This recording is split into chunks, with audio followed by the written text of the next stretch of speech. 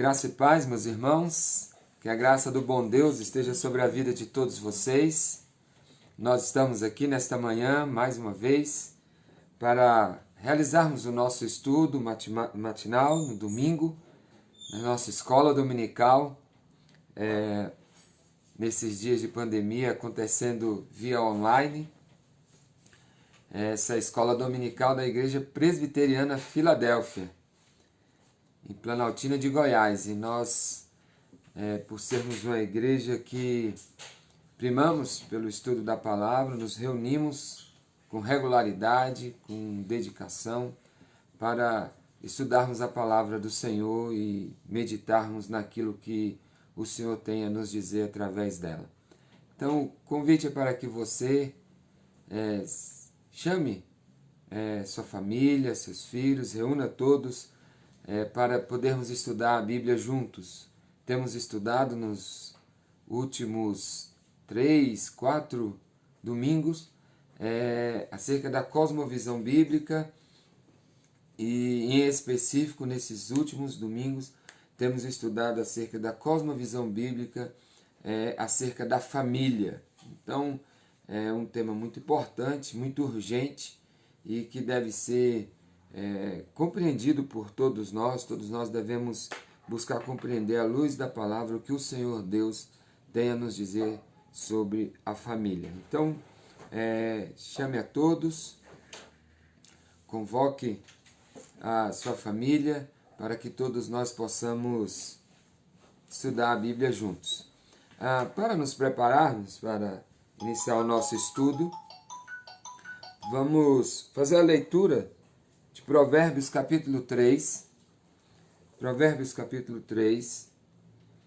Nós leremos os versículos 1 e 2 de Provérbios 3. Provérbios 3, versículos 1 e 2, que dizem assim: Filho meu, não te esqueças dos meus ensinos, e o teu coração guarda os meus mandamentos, porque eles aumentarão os teus dias e te acrescentarão anos de vida e paz. A orientação do sábio é muito contundente e nos conclama a termos na nossa mente sempre vívida a verdade, os ensinamentos do Senhor, e no nosso coração os seus mandamentos. Não é só uma questão intelectual, mas é uma questão afetiva, espiritual, que envolve todo o nosso ser.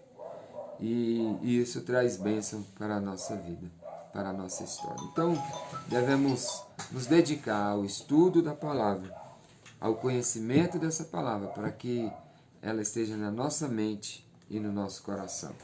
Vamos orar pedindo a Deus que nos conduza, que ilumine a nossa mente, que prepare o nosso coração para que ouçamos a voz dele e sejamos instruídos por ele. Santo e eterno Deus, Pai amado, Pai misericordioso, Pai do nosso Senhor e Salvador Jesus Cristo, eu quero, Pai, te agradecer por mais um dia de vida, te agradecer por esta manhã e agradecer, Senhor, porque até aqui o Senhor tem nos ajudado, a tua boa mão está sobre nós e a tua misericórdia se renova sobre nós a cada manhã. Senhor Deus, agora que vamos estudar a tua palavra, pedimos que o Senhor ilumine as nossas mentes, que o Senhor nos faça sensíveis à tua voz, que o Senhor traga luz para o nosso caminho através da tua palavra, Pai. Em nome de Jesus, não permita que sejamos rebeldes e que venhamos desobedecer a tua voz. Em Cristo Jesus é o que eu te peço, Pai. Amém. Meus amados, como eu falei, nós temos estudado acerca da cosmovisão bíblica, em específico a cosmovisão reformada, e temos visto alguns aspectos acerca dessa cosmovisão. Mais especificamente uma leitura de áreas da nossa existência, da nossa vida, a partir desta cosmovisão. Então nós fizemos uma leitura acerca do que é cosmovisão, descobrimos que cosmovisão é uma visão de mundo, uma visão de sociedade, é como nós enxergamos a realidade à nossa volta. Poderíamos utilizar a figura do óculos, o óculos que nós utilizamos para enxergar a realidade, e isso diz respeito ao conjunto de valores, de crenças, de princípios e verdades que estão dentro de nós e que norteiam a nossa capacidade de enxergar a vida, de enxergar o mundo, de enxergar a realidade. Isso é uma cosmovisão. De uma forma mais específica, nós vimos que a cosmovisão bíblica e amplamente defendida pelos reformadores é a cosmovisão que é constituída pela perspectiva da criação.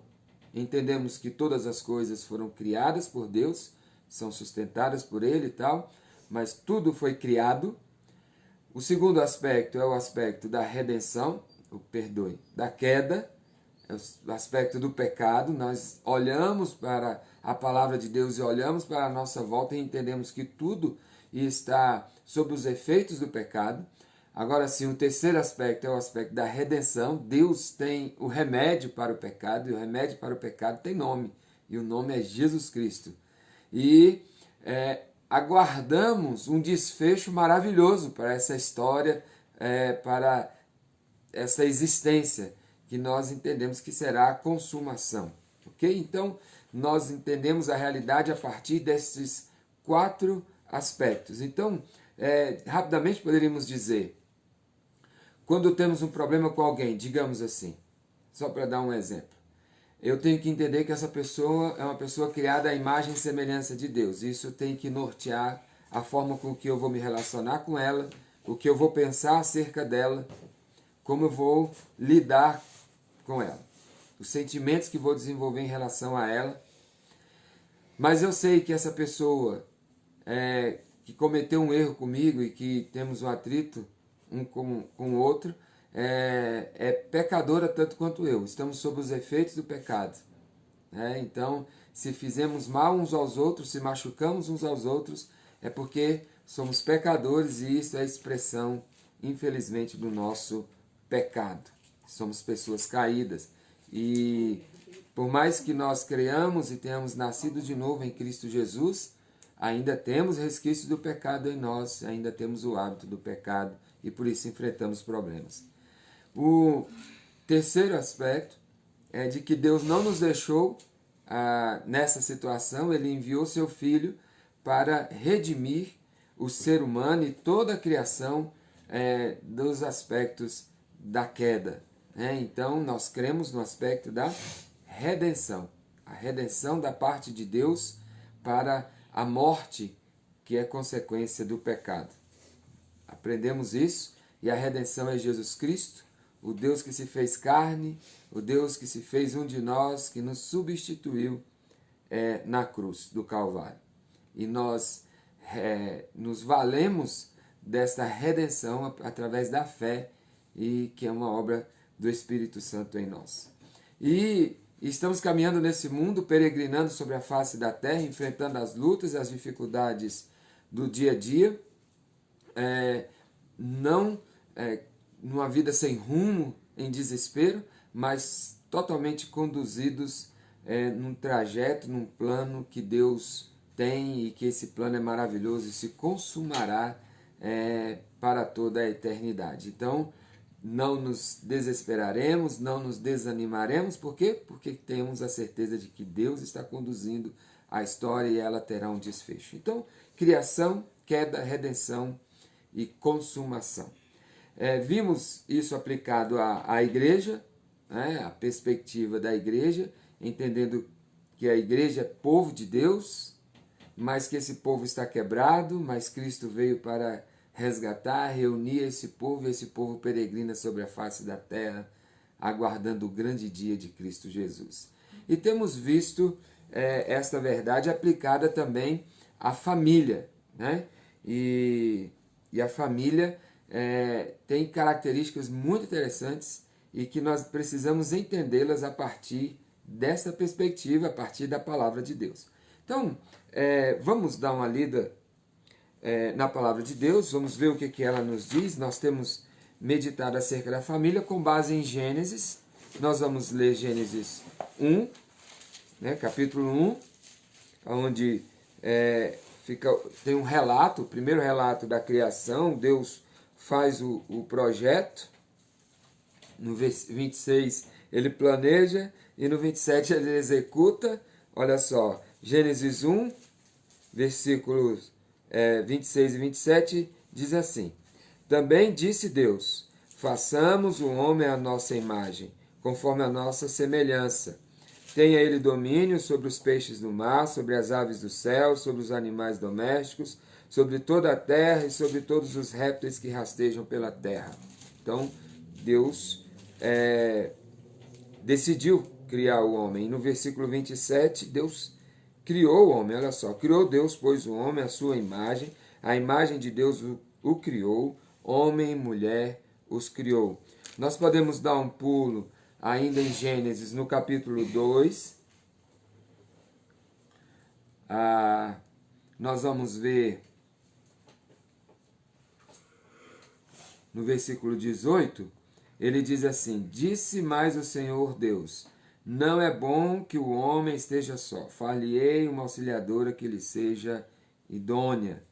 E no versículo 21, então o Senhor Deus fez cair pesado sono sobre o homem, e este adormeceu, tomou uma das suas costelas e fechou o lugar com carne.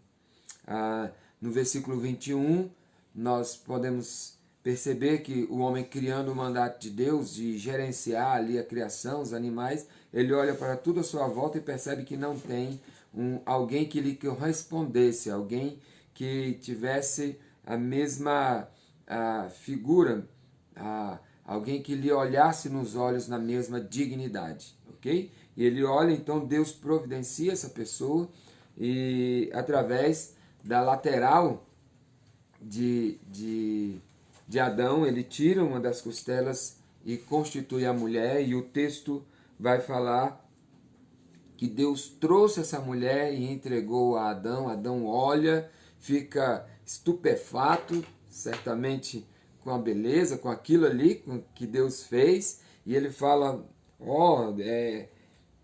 essa afinal é osso dos meus ossos, carne da minha carne, chamar-se-á varão, porque do varão foi tomada. Então nós percebemos todo o processo de Deus de constituir o homem e a mulher, de trazer um para o outro, e esse homem e a mulher se unem em casamento. Então nós aprendemos que o casamento e a consequente família, porque nós aprendemos lá no versículo 24, por isso deixa o homem pai e mãe e se une à sua mulher, tornando-se os dois uma só carne. Ele deixa o seu núcleo familiar e vai construir um outro núcleo familiar, cumprindo aquilo que Deus havia determinado de multiplicar e povoar a terra, formando sociedades, ok? Então esse homem que se une à mulher, ele forma com ela uma aliança, uma relação tal de complementariedade. É interessante a perspectiva da auxiliadora, nós vamos ver isso mais para frente. Não é um papel subalterno, mas é um papel de alguém que veio para somar. O homem sozinho, em hipótese alguma, cumpriria suas responsabilidades. Então Deus mandou quem tinha condições de fazer. É mais ou menos assim. Quando eu tenho problema no meu computador, como eu estou tendo agora, e por isso que nós não vamos transmitir pelo YouTube ao vivo, depois eu envio o vídeo, a gente precisa de um auxiliador, não é isso? Alguém que venha fazer aquilo que a gente não dá conta de fazer. E a mulher veio para fazer isso. Mas vamos lá, nós vamos ver isso mais para frente. Então, é um projeto de Deus, a família, o casamento e a consequente família é um projeto de Deus. É para a propagação da espécie humana, para a estruturação da sociedade, formação de sociedades. Reflete a trindade eterna, porque Deus criou um ser que é relacional, e esse ser relacional reflete a glória de Deus, porque Deus Pai, Deus Filho, Deus Espírito Santo se relacionam desde a eternidade. Então, reflete a perspectiva da trindade, através do relacionamento, é constituído a partir do casamento, da aliança do casamento, nós vimos, tem o papel de levar a cabo o projeto de Deus para toda a criação. Então, homem e mulher se unem numa só carne, numa perspectiva de relacionamento, mas também numa perspectiva de serviço a Deus. Ambos vão administrar, gerenciar a criação. Então, de uma forma mais conclusiva, a família é um plano de Deus, e esse plano de Deus é o ambiente no qual Deus coloca o homem para o homem exercitar, vivenciar a sua humanidade na sua plenitude. O homem, ele vivencia essa humanidade dentro da família de uma forma muito intensa e poderosa. Então, Deus decidiu refletir a unidade da Trindade através da unidade entre o homem e a mulher, e é interessante que nós tenhamos isso muito claro no nosso coração. Então nós vimos que o casamento, vimos na outra aula que o casamento e a família precede a qualquer cultura, na verdade é a base da cultura, e isso significa então que nós não concordamos com a ideia de que qualquer modelo de família é válido. Para nós, o padrão de família é a família bíblica, é a família conforme a palavra de Deus.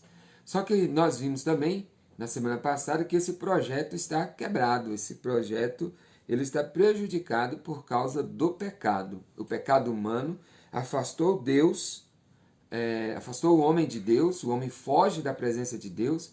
No diálogo de Deus com o homem, é só nós olharmos no capítulo 3, nós fizemos isso semana passada, no diálogo de Deus com o homem se exime das suas responsabilidades, o homem em pânico em relação a Deus, o homem com a consciência pesada diante do seu erro. O texto havia marcado com clareza, falando que eles não se envergonhavam, estavam nus e não se envergonhavam, mas a partir do momento em que o pecado se instaura em seu coração, esse homem sabe que ele tem pecado, ele se envergonha desse pecado, foge de Deus, tenta esconder esse pecado de Deus e um do outro. Deus se torna um desespero para o homem, e o homem passa a viver agora conflito dentro desse relacionamento, culpando a Deus, culpando a esposa culpa a serpente, ninguém assume mais as suas responsabilidades. Esse homem está longe de Deus, foi expulso do jardim, vai trabalhar agora de uma forma mais dura para angariar o seu sustento, e a terra não vai produzir com facilidade, vai produzir espinhos, ervas daninhas, a mulher vai ter dores maiores nos seus partos. Então a coisa ficou bem complicada por causa do pecado. Então, e por causa do pecado, a família vive uma desestruturação, queridos. E nós temos já no capítulo 4 uma tragédia, uma verdadeira tragédia, que é o assassinato de Abel. Ambos, de alguma forma, numa atitude de devoção a Deus, longe, tentando se reaproximar de Deus, ambos apresentam diante de Deus, Caim e Abel apresentam suas ofertas, Caim é rejeitado, ele se ira contra Deus, e a ira dele contra Deus se reflete no assassinato de seu irmão. Então, a primeira família ela já é impactada por uma tragédia de um assassinato terrível. E Deus alertou Caim quanto à inclinação do seu coração, Deus conversou com Caim, mas Caim manteve-se duro e não ouviu a voz do Senhor. E então matou o seu irmão. Então, desde então, queridos, a humanidade vem só se deteriorando. O pecado vem se mostrando de uma forma cada vez mais abrangente, de uma forma cada vez mais destrutiva. Esse homem, longe de Deus, morto por causa dos seus pecados e delitos, ele vem se especializando cada vez mais na sua perversidade. É certo que ele não chegou ainda e não vai chegar na plenitude do mal do seu coração, porque sempre vai ter algo pior para o homem fazer. Mas esse homem é terrível, esse homem é mau, esse homem é caído, e tudo está influenciado por esse pecado, tudo está corrompido. A criação, não é à toa que Paulo fala que a criação geme como que parturiente, né? As dores de parturiente, aguardando a revelação dos filhos de Deus. nós olhamos à nossa volta, nós podemos perceber que a coisa não está fácil.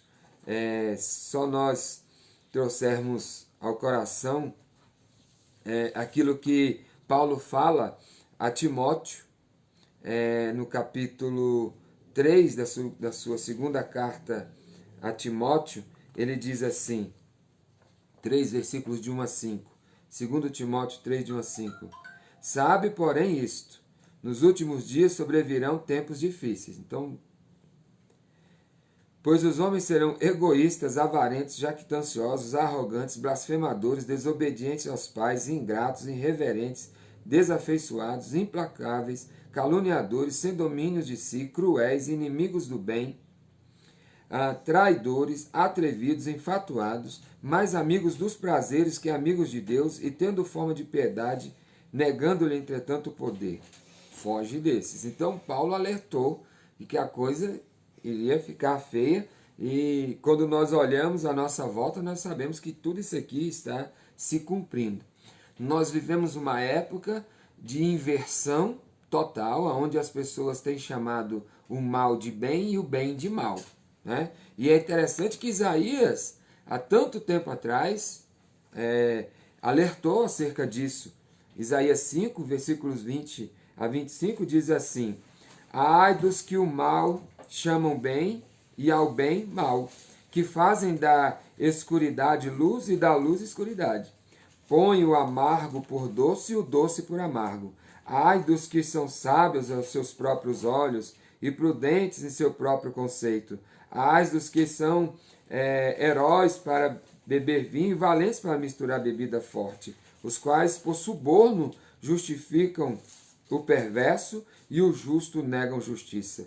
Pelo que com a língua de fogo consome o restolho e a erva seca se desfaz pela chama. Assim será sua raiz como podridão, e a sua flor se esvaecerá como pó, porquanto rejeitaram a lei do Senhor dos Exércitos e desprezaram a palavra do Santo de Israel.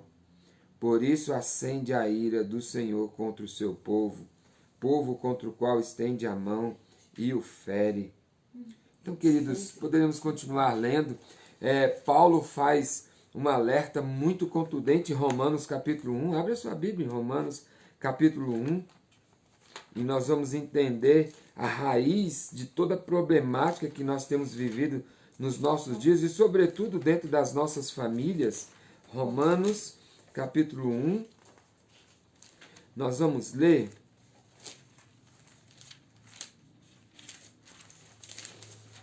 Romanos 1, a partir do 18, que diz assim: a ira de Deus se revela do céu contra toda impiedade e perversidão dos homens, que detêm a verdade pela injustiça, porquanto o que de Deus se pode conhecer é manifesto entre eles, porque Deus lhes manifestou. Porque os atributos invisíveis de Deus, assim o seu eterno poder, como também a sua própria divindade, claramente se reconhecem desde o princípio do mundo, sendo percebidos por meio das coisas que foram criadas. Tais homens são, por isso, indesculpáveis, porquanto, tendo conhecimento de Deus, não o glorificaram como Deus, nem lhe deram graças, antes se tornaram nulos em seus próprios raciocínios, obscurecendo-se-lhes o coração insensato, inculcando-se por sábios, tornaram-se loucos, e mudaram a glória do Deus incorruptível em semelhança da imagem do homem corruptível, bem como de aves, quadrúpedes e répteis. Por isso Deus entregou tais homens à imundícia, pelas concupiscências de seu próprio coração, para desonrarem seu corpo entre si. Pois eles mudaram a verdade do Deus em mentira, adorando e servindo a criatura em lugar do Criador, o qual é bendito eternamente. Amém.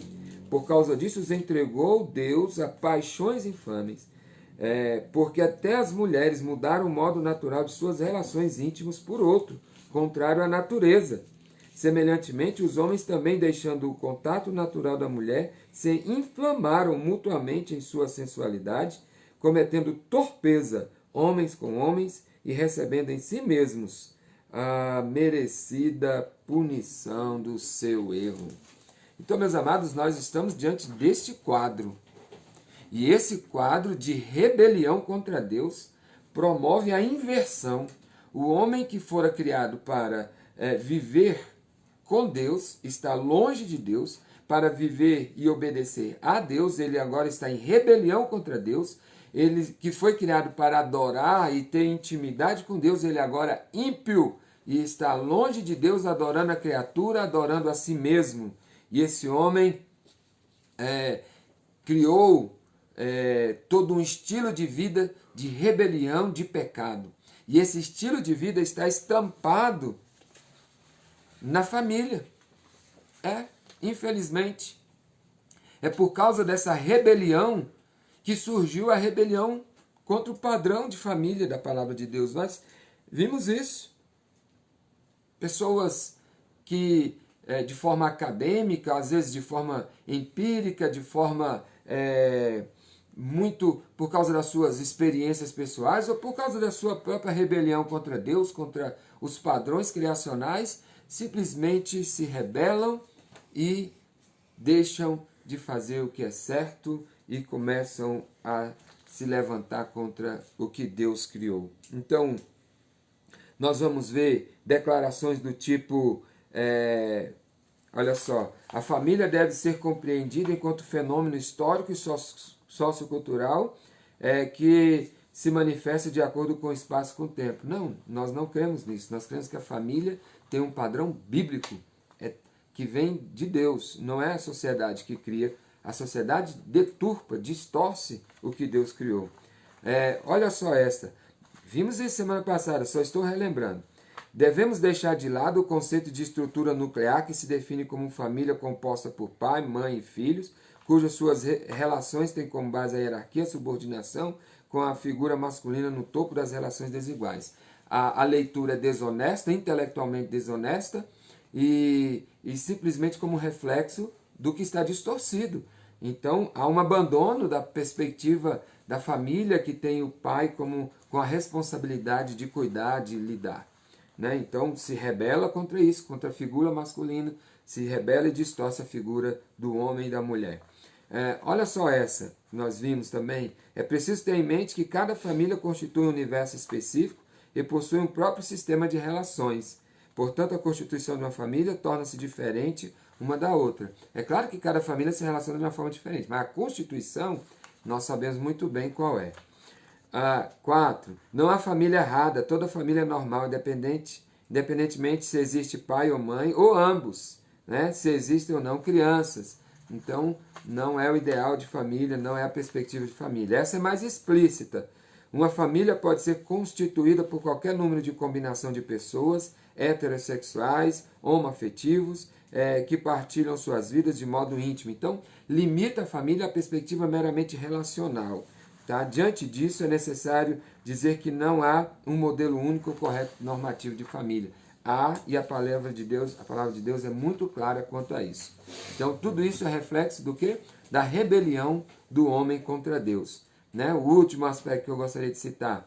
Não importa o modo como ela esteja, como seja organizada ou estruturada, se há uma hierarquia ou não, se existe uma relação de autoridade ou não. Toda família é normal, independentemente da forma, do arranjo, como ela se apresente. Normal. Então, se estabelece uma normalidade, se foge daquilo que Deus estabeleceu e a gente vai vendo as consequências dia após dia. É só olharmos nossa sociedade, olharmos dentro da nossa própria casa, as nossas relações, as feridas que nós causamos. Eu coloquei aqui algumas consequências, rapidamente. Primeiro, o distanciamento e a negação de Deus, do propósito de Deus para a família. Então, um homem em rebelião contra Deus, ele se rebela contra o propósito de Deus para a família. Então, esse homem não quer saber de Deus na centralidade da família, não quer obedecê-lo, se rebela contra ele. Um outro aspecto, então, se Deus deixa de ser Deus, um novo Deus surge. E qual é esse Deus? O eu. O principal ídolo do nosso coração sou eu mesmo. Eu sou Deus, eu faço o que quero, eu constituo o que quero. Eu não tenho que prestar conta para ninguém, eu não tenho que me subordinar a ninguém. Então, o grande grito do nosso tempo é o grito da liberdade, que na verdade está travestido de a camuflagem, melhor dizendo, de um desejo de autonomia. né? Então fala-se muito em liberdade, mas na verdade o coração do homem quer autonomia em relação a Deus. Então por isso que há essa rebelião contra toda a autoridade constituída, por isso que há essa irreverência estampada nas pessoas, né? E assim por diante. E por causa disso o homem vai perdendo a sua identidade enquanto ser humano. Nós que fomos criados à imagem e semelhança de Deus para viver como Deus, eu renego isso. E a gente ouve frases, não sou eu, como é que é? Não sou a pessoa que está nesse corpo, né? É outra pessoa. Eu vou ser mais claro, né? Eu sou um homem preso no corpo de uma mulher, ou eu sou uma mulher no corpo de um homem. É como se eu estivesse dizendo para Deus que Deus errou em me criar e assim por diante, né? E assim, não aceita os planos de Deus, está em rebelião àquilo que Deus fala. E aí a gente vai ver as consequências, os desdobramentos disso para os relacionamentos humanos. Nós vamos ver isso para a sexualidade, a distorção da sexualidade, porque em nome do meu eu, do meu Deus, quem manda é o Deus eu, Carlos, então eu faço o que eu quero do meu corpo, da minha mente, do corpo do outro e da sociedade e daquilo que essas pessoas têm chamado de família, que nós não concordamos. Então, falta de parâmetros, desumanização, o que nós podemos perceber de bestialidade é uma coisa terrível. O que nós podemos perceber de relacionamentos totalmente marcados pela luxúria, pela falta de humanidade, né? Terrível. Então, como eu disse, aberrações sexuais, a negação e abandono dos papéis de homem e mulher, no capítulo 5 de Gênesis, né? A declaração bíblica é enfática, né? Maravilhosa, que diz assim: este é o livro da genealogia de Adão, no dia em que Deus criou o homem, a semelhança de Deus o fez. Homem e mulher os criou e os abençoou, ele chamou pelo nome de Adão, né? De humanidade, dando a ideia da humanidade, da unidade da humanidade, no dia em que foram. E aí vai falar da descendência, vai falar da genealogia de Adão e Eva, ou seja, Deus criou homem e mulher para se unirem, formarem uma família e terem descendentes, mas o pecado faz o homem abandonar esse padrão, o pecado faz o homem viver em rebelião contra Deus, e o homem se torna negligente, o homem não quer ser homem. O que nós temos visto dentro de muitos lares são homens meninos, que abandonaram o padrão bíblico de masculinidade e simplesmente não cumprem o seu papel. Por outro lado, a gente vê homens efeminados que não estão preparados para cuidar de suas esposas, seus filhos, seus familiares, e mulheres masculinizadas em ira, mulheres que também não querem saber de seus papéis dentro da sociedade e assim por diante. Simplesmente abandonaram a Deus, abandonaram a família, e a gente vê, é só olhar a sociedade, meus amados, que está aí, é só dar uma volta. Se andarmos à noite nas ruas das nossas cidades, sobretudo nos grandes centros, nós vamos ver a consequência disso. Então, abandono, negligência, solidão, sofrimento, culpa, porque sabe, no fundo sabe que está errado e procura cauterizar a mente de formas diversas, se entorpecendo com prazeres carnais, se entorpecendo com o seu egoísmo e com sua vaidade. Então, famílias disfuncionais, desestruturadas. Aí a gente vê o surgimento do machismo, que é uma distorção da perspectiva do patriarcado. Não tem nada a ver com o machismo, o patriarcado bíblico, nada. O homem, nós vamos ver alguns aspectos da responsabilidade do homem. Por outro lado, em reação ao machismo e o abandono dos papéis do homem, dos papéis masculinos, surge o feminismo, uma ira, e aí uma negação da figura da masculinidade, um conflito. A gente até entende que foi uma resposta, mas uma resposta exacerbada e pecaminosa. Aí surge a famosa guerra dos sexos, homem e mulher brigando. lutando por espaço, negando quem são, e em vez de se unirem, se complementarem. Aí a gente vê a violência surge, violência para todos os lados, violência doméstica dentro de casa, né? Violência intelectual, violência física, que resulta em morte, e temos visto o aumento de morte, as pessoas se matando dentro do casamento, homens olhando para as esposas como se fossem objetos, esposas manipuladoras, se achando que podem se valer, né, através da manipulação, e assim por diante. O quadro é mais complexo, e eu tenho que andar aqui, que ainda tem muita coisa para a gente ver.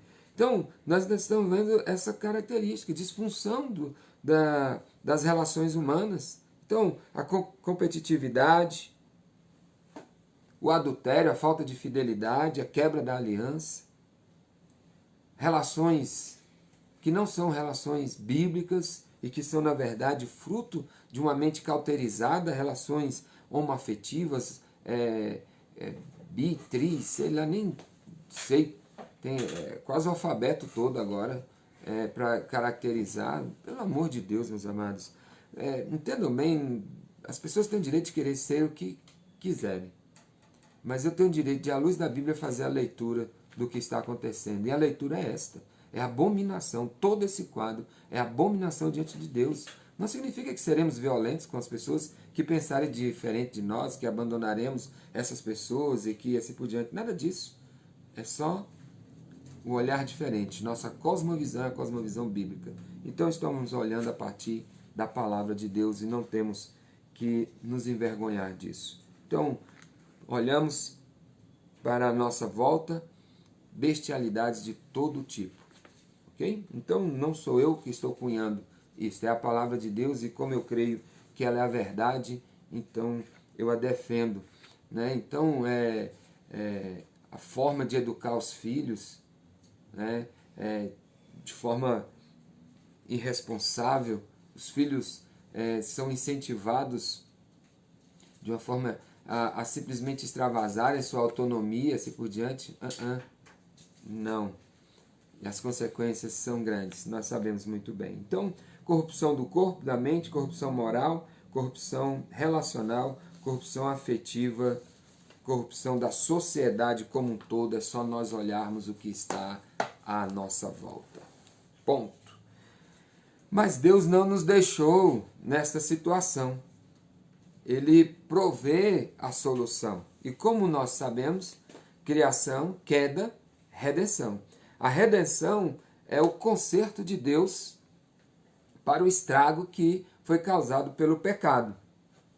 E Deus trouxe conserto para nós, enquanto seres, para a nossa salvação, restabelecendo ou restaurando o nosso relacionamento com Ele, através de Jesus Cristo. Somos justificados, temos paz com Deus, nascidos de novo espiritualmente, e assim nós somos constituído povo de Deus para constituir uma nova sociedade a partir de novas famílias, a partir de novos relacionamentos, a partir da restauração da sexualidade, da restauração dos relacionamentos humanos e da própria humanidade. Então a redenção, ela é abrangente na vida do ser em todas as áreas. Então Jesus Cristo restaura não só o nosso relacionamento religioso com Deus, mas Ele restaura todas as áreas da nossa vida. É claro que muitas delas num processo um pouco mais longo, dolorido, porque temos que mortificar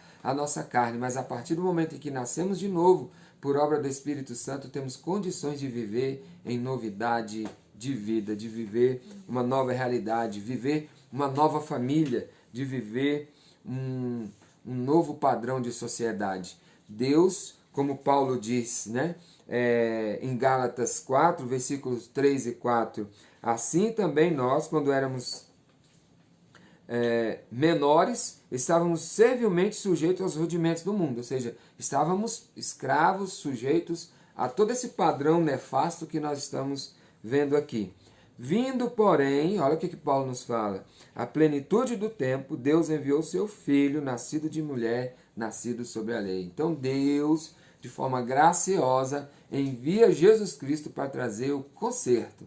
Envia Jesus Cristo para nos redimir. Envia Jesus Cristo para nos salvar, para nos resgatar da morte, do pecado. Então, nós temos a perspectiva maravilhosa da obra de Jesus Cristo que nos restaura em todas as esferas da nossa existência. E como nós estamos falando de família, ele vai restaurar a família.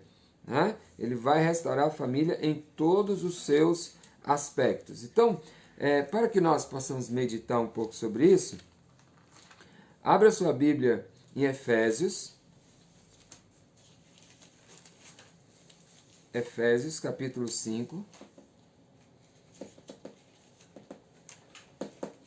Efésios capítulo 5. Nós vamos ler a partir do versículo 18. A partir do versículo 18, Efésios 5, a partir do versículo 18.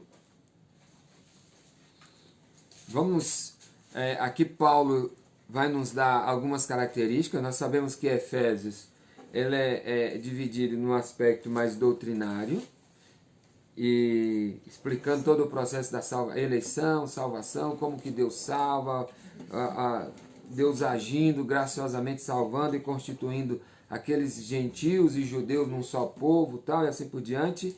E aí depois Paulo começa a dar algumas orientações bem específicas acerca de como essas pessoas que foram salvas, como elas devem viver e como deve ser a postura delas diante da sociedade. E aqui, a partir do versículo 18 até o versículo 4 do capítulo 6, a partir do versículo 18 do capítulo 5 até o versículo 4 do capítulo 6, nós vamos ver algumas características específicas para o casamento e, consequentemente, para a família. Então, vamos dar uma olhada.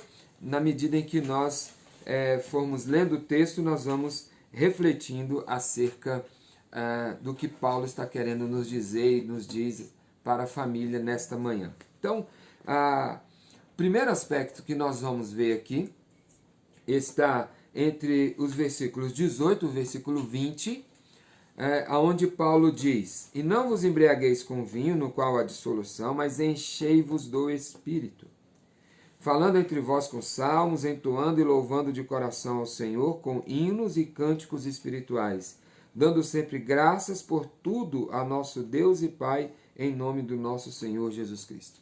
O que Paulo está dizendo aqui?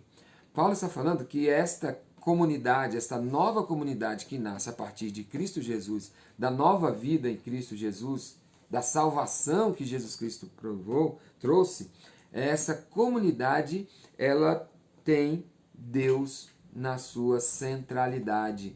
Em outras palavras, Cristo restaura a centralidade de Deus dentro da vida das pessoas e, consequentemente, da família. O que isso quer dizer, meus amados? Só nós puxarmos da memória. O que a serpente fez? Suscitou um desejo, né? Lançou uma tentação, Adão e Eva caíram no desejo de serem como Deus, Deus da própria história, conhecedores do bem e do mal, como Deus. E a consequência foi, em sendo eles o Deus da própria vida, se afastaram de Deus. Um abismo se instaurou em relação a Deus. E aí nós podemos dizer, e vimos, né, agora, todas as consequências do afastamento de Deus, da ira e da rebelião contra Deus. Queridos, é só nós olharmos. Olhamos para nossas famílias, para as mazelas que tem dentro da família, vimos violência, violência doméstica do homem contra a mulher, violência da mulher contra o homem, morte, deturpação de várias formas. Tudo isso por quê? Porque Deus não está no centro das famílias. Então, quando nós paramos para pensar, Cristo restaura a centralidade de Deus na nossa vida e, por consequência, restaura a centralidade de Deus na família. Por isso que Paulo fala que nós devemos estar cheios do Espírito. Ele não está falando mal contra a bebida, ele está falando de se embriagar e se deixar dominar e governar pelo álcool, pela bebida. Mas nós devemos ser governados, conduzidos pelo Espírito Santo de Deus. E uma vez cheios do Espírito Santo de Deus, nossa vida será uma vida de louvor, gratidão, de relacionamento íntimo com Deus, uma vida de ações de graças. Olha só, imagina trazendo toda essa realidade para dentro da sua família. Corações gratos, a sua família cheia do louvor ao Senhor, cheia, plena da presença do Espírito Santo, plena do desejo de adorar e servir a Deus. Então, dentro da perspectiva na restauração da família, a primeira coisa que precisa ser restaurada, e que Cristo faz isso individualmente em nós e faz coletivamente na família e, por consequência, na sociedade, é restaurar a centralidade de Deus na nossa vida. Nossas famílias precisam urgentemente de Deus no centro. Então, se nós temos que encher a nossa mente de alguma coisa, encher nossas mentes de Cristo, do conhecimento da verdade, da alegria de servir a Deus. Meu amado, minha amada, eu sei que você enfrenta lutas na sua família, todos nós enfrentamos. Mas nós só podemos crer em famílias estruturadas se nós pensarmos na importância, na premência, na obrigatoriedade de termos Deus no centro da nossa vida e da nossa família. É Deus no centro. Cristo, então, ao nos reconciliar com Deus, ele reconcilia as nossas famílias com Deus. Famílias cheias do Espírito Santo, famílias cheias de louvor, cheias de gratidão, famílias que se relacionam com Deus, famílias que vivem na presença de Deus e que servem a Deus com alegria. Amém? Então, o primeiro passo para termos uma família restaurada é a restauração do relacionamento com Deus. E isso Cristo faz através da sua morte e ressurreição. No versículo 21, nós vamos ter um outro aspecto que só é possível se estivermos cheios do Espírito Santo. Versículo 21 ele fala: sujeitando-vos uns aos outros no temor do Senhor. Sujeitando-vos, aqui a palavra é me submeter mesmo, como que um subalterno se sujeita a um comandante. Firme, dura essa palavra, mas nós somos conclamados aqui agora a termos uma vida tal, onde estejamos ligados profundamente uns aos outros e nos submetamos ao cuidado um do outro, ao amor um do outro. Com isso, então, Cristo restaura a unidade humana e, consequentemente, a unidade dentro da família. Né? Então, dentro da comunidade da fé, nós nos sujeitamos, nós nos submetemos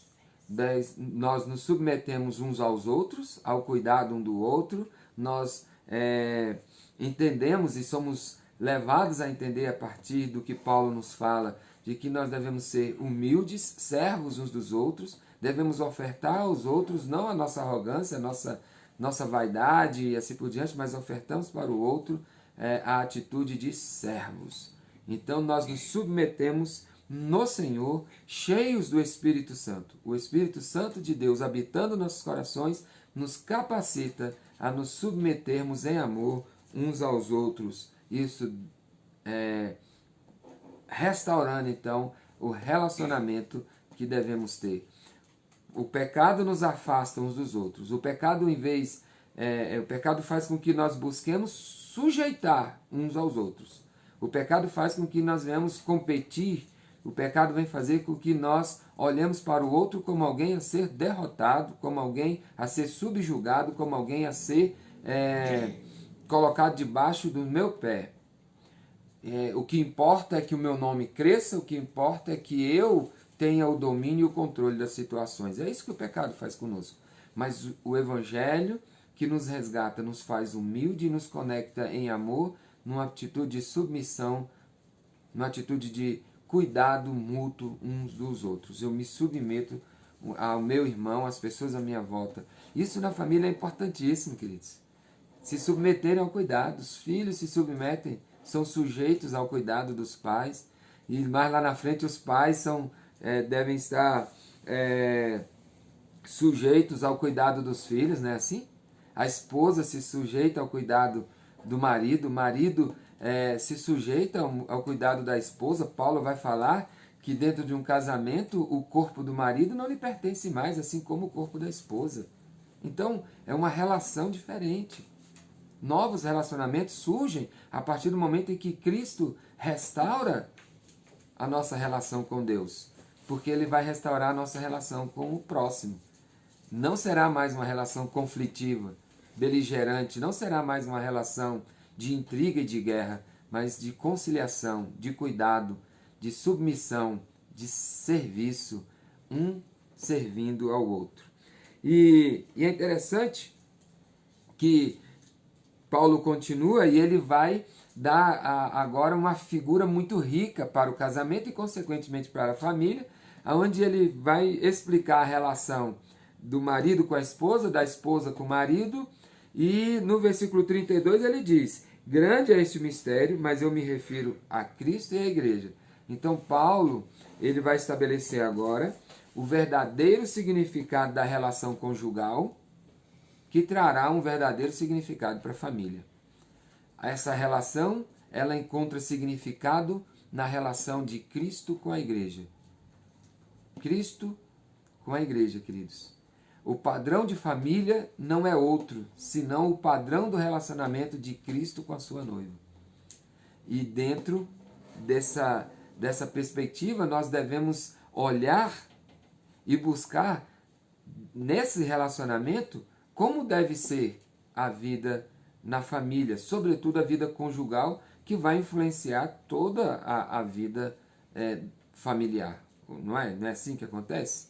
Né? Então, nós somos conclamados agora a olhar para essa figura maravilhosa, entendendo que dentro da família existem papéis definidos, existem responsabilidades definidas, existem posturas a serem tomadas, existem verdades que devem ser obedecidas. Então, Paulo ele vai falar da mulher utilizando a figura da igreja e vai falar do homem utilizando a figura de Cristo. Queridos, a coisa é bem séria, não é? Nós não podemos negligenciar esta verdade, tá certo? Então, muitas coisas são negligenciadas nas nossas famílias, lares crentes, porque nós não observamos esses parâmetros. Paulo diz, as mulheres sejam submissas ao seu próprio marido. Presta bem atenção, meus amados. Todos são submissos uns aos outros. Paulo fala isso no versículo 21. De uma forma especial, específica, a esposa é submissa ao seu marido. Ok? Ao seu marido, não é a qualquer homem, ao seu marido, de uma forma especial, ela é submissa a ele. Submissa, não é subserviente, não é subjugada. E que diz assim, como ao Senhor. Então, assim como ela se submete a Cristo, Cristo como seu guardador, Cristo como seu cuidador, Cristo como aquele que a amou e que morre por ela, ela se submete a esse cuidado, a esse amor, a esse zelo de Cristo. Porque o marido é o cabeça da mulher, como também Cristo é o cabeça da igreja, sendo este mesmo o salvador do corpo. Isso aqui não é privilégio, isso aqui é responsabilidade. Nós vamos ver que a mulher se submete ao marido, à liderança, ao cuidado do marido, e isso não dá para ele privilégios. Muito pelo contrário, nós vamos ver mais para frente.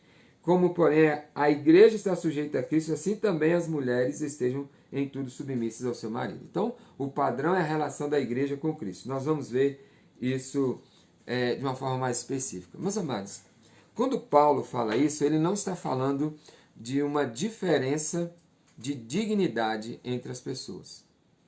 Não. Um comentarista bíblico, ele diz o seguinte, olha só, acerca dessa relação. O homem não foi feito a mulher não foi feita da parte superior do homem, para que não se pense que ela esteja acima dele e tenha poder sobre ele, nem de qualquer parte inferior como sendo abaixo dele e ser pisoteada por ele.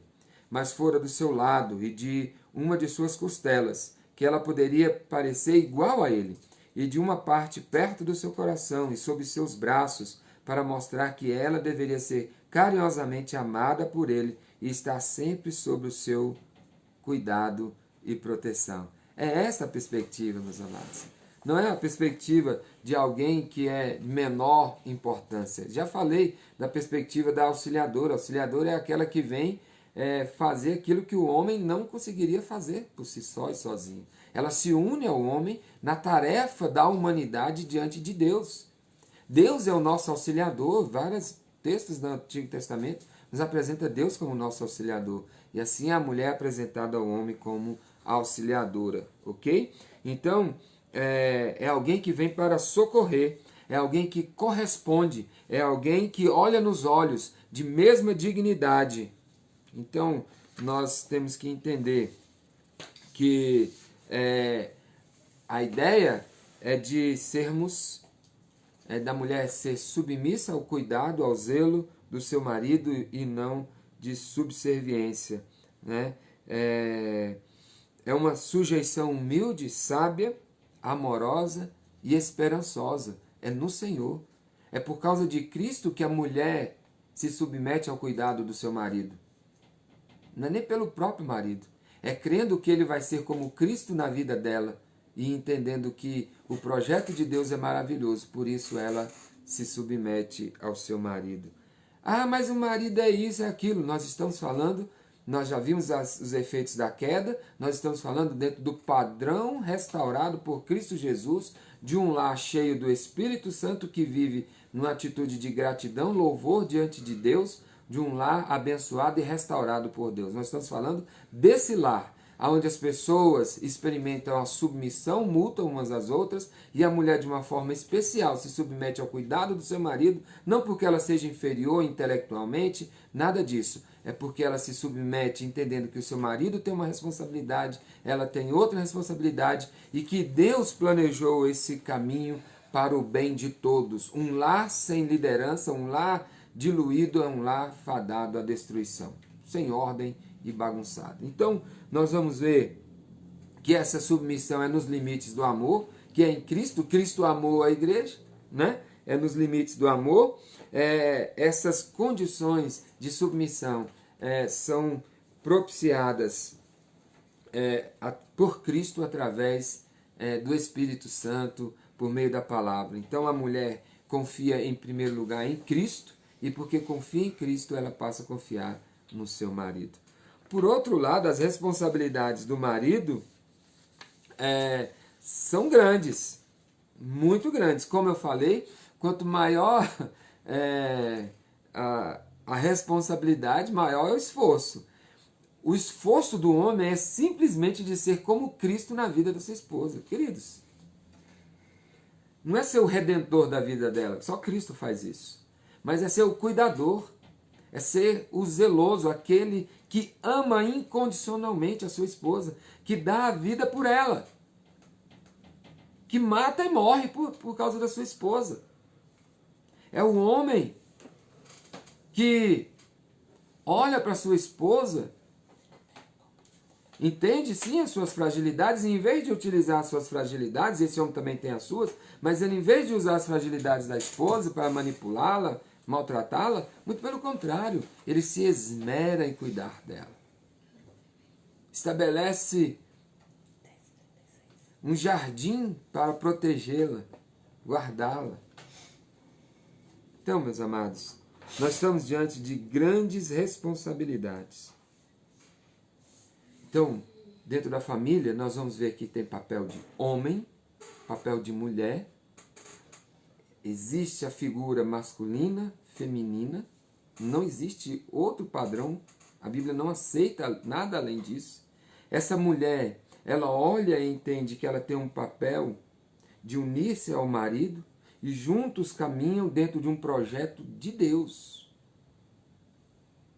Essa mulher se submete ao seu marido, crendo que Cristo usará o seu marido para abençoá-la. Ela se submete ao marido não porque ela é inferior em algum aspecto,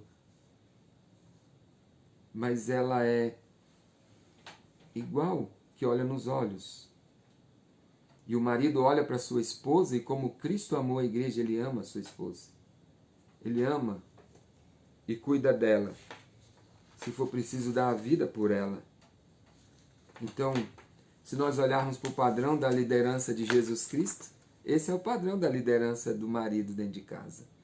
Jesus foi um líder humilde. Jesus foi um líder servo. Jesus foi um líder sensível, íntegro, corajoso, zeloso, fiel, cumpridor da sua missão. Jesus foi um líder que foi até as últimas consequências para cuidar da sua igreja. E assim devemos ser nós homens, cumpridores das nossas responsabilidades, homens corajosos, homens preparados para batalhas, homens que lutam em prol do Evangelho e lutam em favor de suas famílias. O que nós estamos precisando hoje, urgentemente, nas nossas famílias, é que os papéis da masculinidade e da feminilidade bíblicos sejam restaurados, que os homens sejam homens, que as mulheres sejam mulheres e que não haja inversão disso, que não haja confusão nisso, mas que haja obediência a Deus, aonde o homem, ele sabe que Deus o criou macho e ele então deve viver assim. Não é negando o propósito de Deus para a sua vida. Da mesma forma, a mulher não é querendo ser homem, ou querer ser o homem da casa, ou discutindo com o seu marido, como se fosse um outro homem falando com o marido. Não, queridos. Devemos resgatar isso, sobretudo as nossas responsabilidades. As famílias estão destruídas porque os papéis estão destruídos. Homens irresponsáveis, beberrões, violentos, preguiçosos, efeminados, homens que são como que eternos adolescentes, menininhos frágeis, não tem família que resista a isso. Mulheres grosseiras, manipuladoras, preguiçosas, rixosas, mulheres que não se deixam cuidar, mulheres em rebelião. Não tem família que resista a isso. Então, queridos, nós precisamos resgatar aquilo que Cristo tem para nós. Porque senão, queridos, o que vai reinar nos nossos lares é a confusão no coração dos nossos filhos. O que vai reinar nos nossos lares é a perversão sexual, o adultério, a infidelidade, a violência física e emocional. Então, nós precisamos resgatar o papel de pai e mãe dentro da família, macho e fêmea. E aí, é interessante que, seguindo, né, no capítulo 6 de Efésios, que nós vimos, Jesus Cristo vai restaurar a família de uma forma com que as próximas gerações são abençoadas. No capítulo 6, né, no capítulo 6, nós vamos ver a educação dos filhos, a responsabilidade de educar, criar, treinar e educar os filhos. Ou seja, uma família cristã é uma família onde há uma relação de amor, de submissão mútua, a família cheia do Espírito Santo, centrada em Deus, que vive em louvores a Deus, grata por Deus. É uma família de pessoas que se submetem umas às outras, que cuidam umas das outras, e de uma forma especial a mulher se submete ao seu marido, de uma forma especial o marido cuida da sua esposa, de uma forma especial a mulher confia que o seu marido vai abençoá-la, amá-la, guardá-la. O marido, ele se esforça para ser como Cristo na vida da sua esposa, abençoando-a, dando para ela a sua própria vida se for necessário, numa relação de amor, porque essa é a relação de Cristo com a igreja. E Paulo vai falar que ninguém maltrata a própria carne, muito pelo contrário, cuida dela, a alimenta, e é assim que deve ser. É a mulher com alegria, ela participa sim, pode trabalhar, não tem problema, entendendo que a responsabilidade primária é do seu marido, e ela entra para juntar forças, para somar forças como auxiliadora, auxiliando o seu marido a fazer aquilo que ele não conseguiria fazer sozinho, mas no cumprimento cada um do seu papel, da sua posição dentro da família. E é a falta dessa perspectiva que tem destruído as famílias. É a falta do Espírito Santo de Deus, a falta da palavra que tem destruído as famílias, que as pessoas não seguem mais os padrões da Bíblia, seguem os padrões do seu próprio coração, são deuses de si mesmos e que vivem cada um abraçado a seus próprios ídolos, vivendo numa ruptura.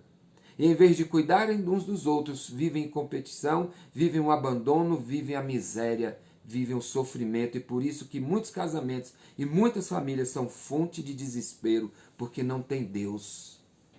E os filhos surgem dentro desta bagunça, não são educados no Senhor, não aprendem os mandamentos do Senhor, não aprendem a amar a Deus, não aprendem de forma palpável e visível o papel de Cristo, a ação de Cristo na vida das pessoas, através da ação do pai que cuida de toda a família e educa, que ensina, da esposa que se deixa cuidar e que com alegria une forças e complementa, e um se complementa ao outro, formando uma unidade.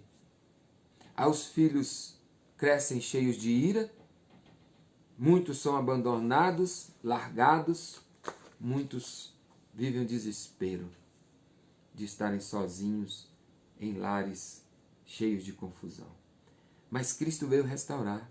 E eu gostaria de encerrar deixando essa palavra. Nós estamos falando de redenção. Há redenção para a sua família. Há conserto. O conserto é Jesus Cristo. Quando Cristo entrar no seu lar, entrar no seu coração, e entrar no seu lar através da nova vida que Ele te dá, por obra do Espírito Santo, quando o seu lar estiver cheio do Espírito Santo, cheio da verdade, da palavra de Deus, o seu lar experimentará transformações maravilhosas.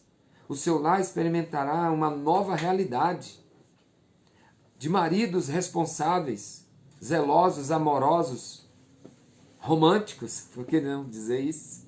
De maridos que se alegram em mortificar a própria carne para cuidar da própria esposa, e de esposas com alegria que recebem esse cuidado, não porque sejam inferiores ou com menos dignidade, mas se alegram em serem cuidadas, descansando no cuidado de Deus através de seus maridos crentes, e ambos educando seus filhos nas verdades do Senhor, criando, nutrindo, suprindo as necessidades materiais, treinando e capacitando seus filhos para a vida, confrontando seus filhos, admoestando-os na verdade, no amor do Senhor. Filhos que se tornam obedientes a Deus em primeiro lugar e obedientes aos pais. Uma família harmoniosa no Senhor, que cresce e frutifica, que honra a Deus, que tem paz e alegria em Deus. Quer ter uma família assim? Traga Cristo para dentro da sua família. Vivencie Cristo, as verdades do Evangelho. Se Cristo não estiver na centralidade da sua família, você não vai experimentar uma família abençoada. O que você vai experimentar é desespero. Que possamos trazer Cristo, possamos viver com Cristo, possamos aprender na palavra que cada um tem seu papel dentro da família. Queridos, e grande será o impacto dessa nova família no contexto onde ela estiver. Novas famílias produzem uma nova sociedade, uma nova vida. Então, estejam cheios do Espírito Santo, cheios da palavra, cheios de Cristo, e Deus te dará uma nova família.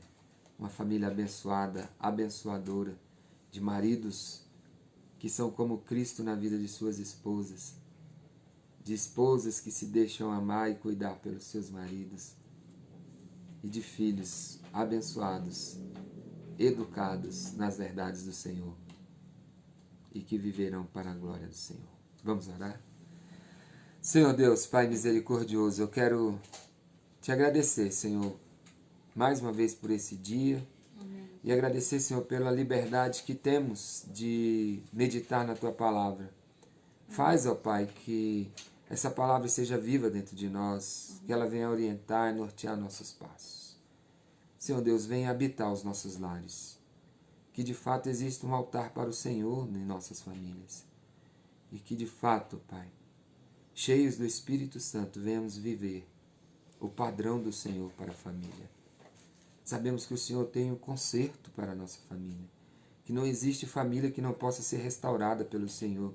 Por isso eu quero clamar, Pai, pelas famílias da Tua igreja, clamar pelas famílias da nossa cidade, as famílias do nosso país. Ó Deus amado, em nome de Jesus, que haja, ó Deus, restauração de vidas, para que haja restauração de famílias. Em Cristo Jesus nós te clamamos, Senhor. Deus, que o Senhor use a Tua igreja, para que a Tua igreja, a partir do testemunho de famílias restauradas, abençoadas, possa revelar para o mundo o padrão maravilhoso do Senhor para a família.